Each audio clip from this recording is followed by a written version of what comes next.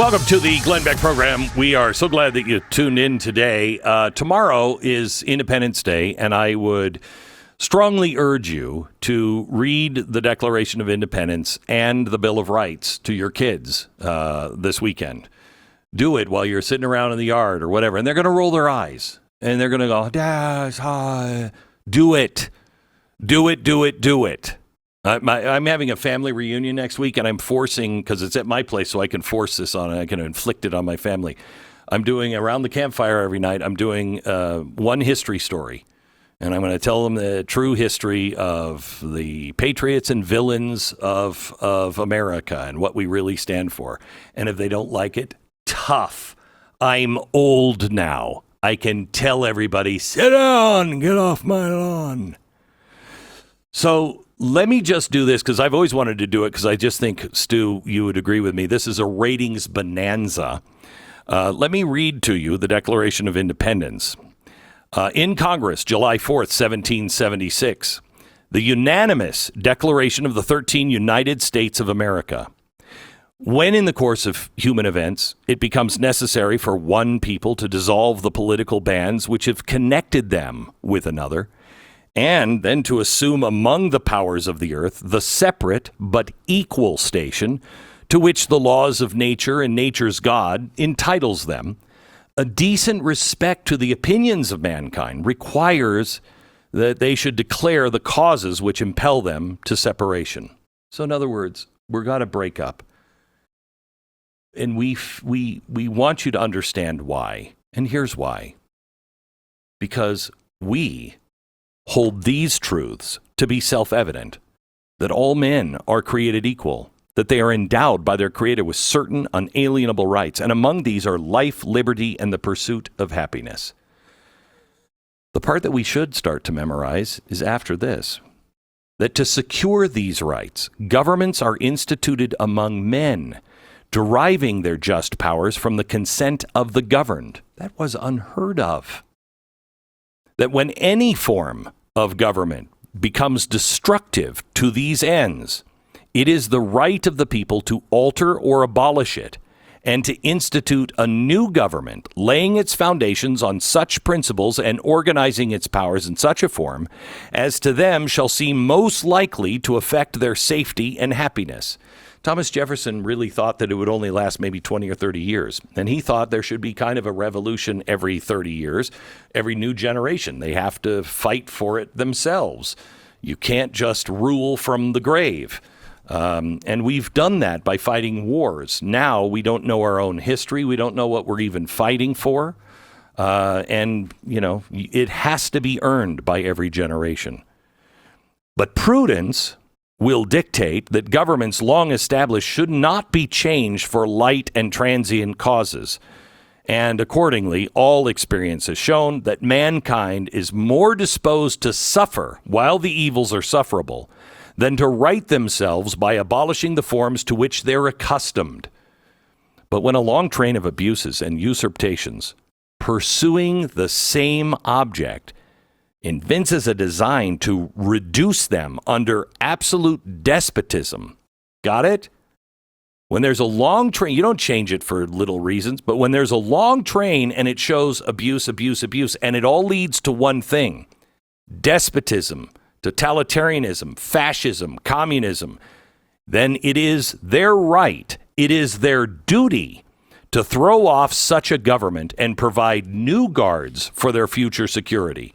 So you can't really throw this off and say, I want communism. You can throw this government off if it's become a dictatorship, but you have to then replace it with a government that is best to secure those natural rights. Such has been the patient sufferance of the colonies, and such it's now the necessity which constrains them to alter their former system of government. And the history of the present King of Great Britain is a history of repeated injuries, all having direct object the establishment of absolute tyranny over these states. And to prove this, we state these facts to a candid world.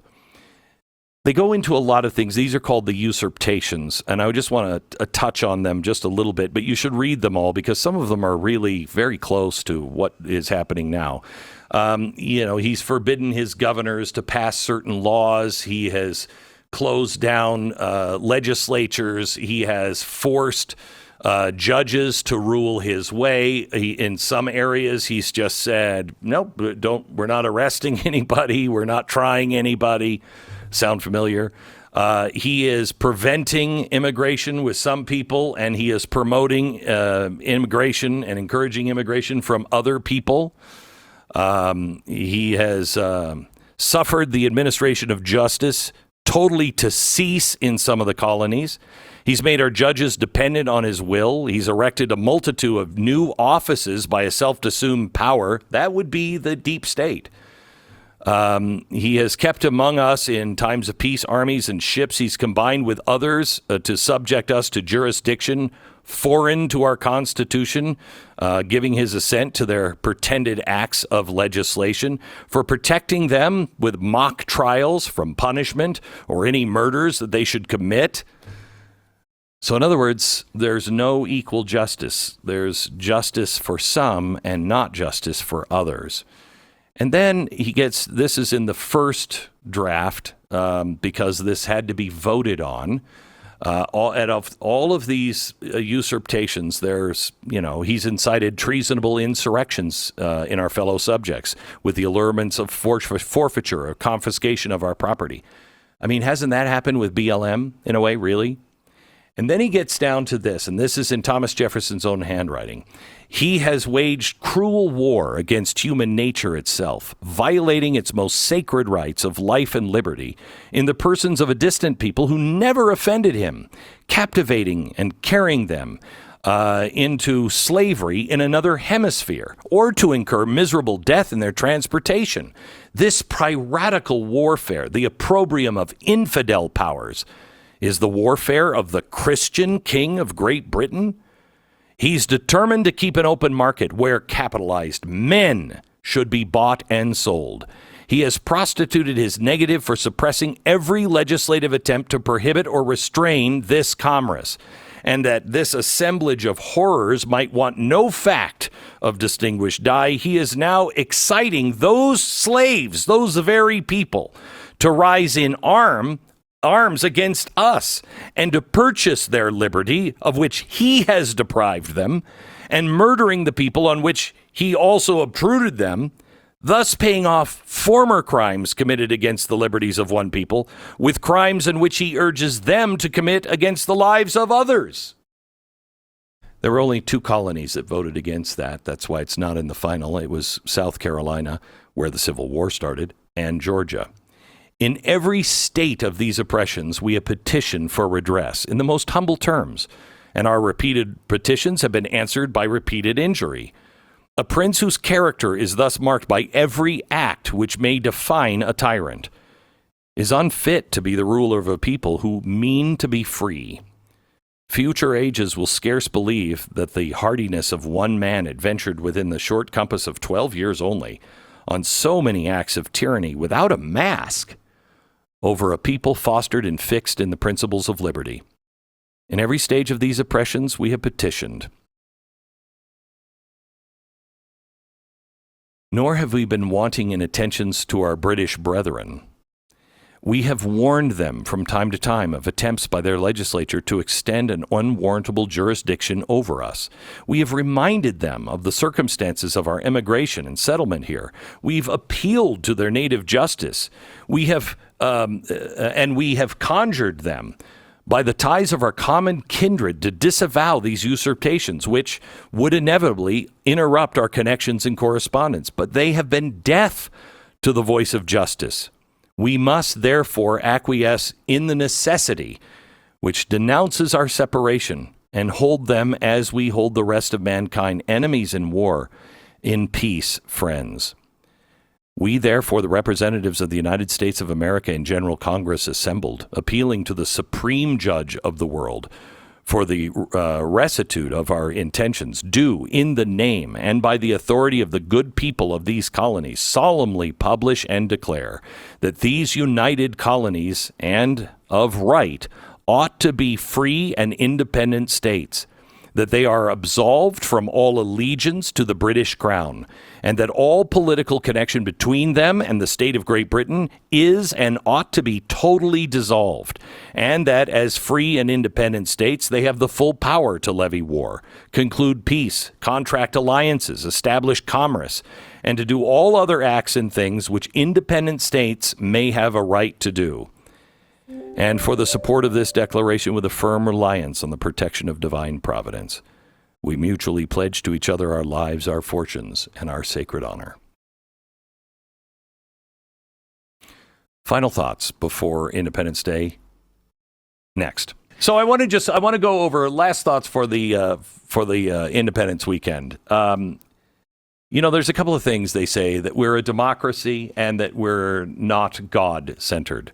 Well, in the Declaration of Independence, we are all created equal, so that infers a God. It then mentions nature's God, and then waging a war against human nature is the work of the Christian king, meaning you're not Christian. We know what Christians are. You're not Christian. We humbly do the right things because we answer to mankind and to the supreme judge, another reference to God, and with firm reliance on divine providence. So we were God people from the very beginning. And all of the great changes came because of God. They're saying that we're not a republic, that we're a democracy. Well, tell that to the battle hymn of the republic. It's not the battle hymn of the democracy. It's the battle hymn of the republic. And when's the last time you really listened to the words? Mine eyes have seen the glory of the coming of the Lord. He's trampling out the vintage where the grapes of wrath are stored. He's loosed the fateful lightning of his terrible swift sword. His truth is marching on. The truth that all men are created equal, and he is done with it. And the truth will march on. I've seen him in the watchfires of 100 circling camps. So I've seen him with the soldiers. They have builded him an altar in the evening dews and damps. I can read his righteous sentence by the dim and the flaring lamps. His day is marching on. I've read the fiery gospel writ in burnished rows of steel. As ye deal with my contemners, which are people that are in contempt of the law. So in other words, anyway, so with you my grace shall deal. Let the hero born of woman crush the serpent with his heel. He has sounded forth the trumpet that shall never call retreat. He's sifting out the hearts of men before his judgment seat. Oh, be swift, my soul, to answer him. Be jubilant on my feet. In the beauty of the lilies, Christ was born across the sea, with a glory in his bosom that transfigures you and me. He died to make men holy, and in the original song, let us die to make men free, while God is marching on. We are a republic, and any great advancement in this country has been done with humility and by following God, because he is coming, and he has the swift and frightening sword. It is his wrath, not ours.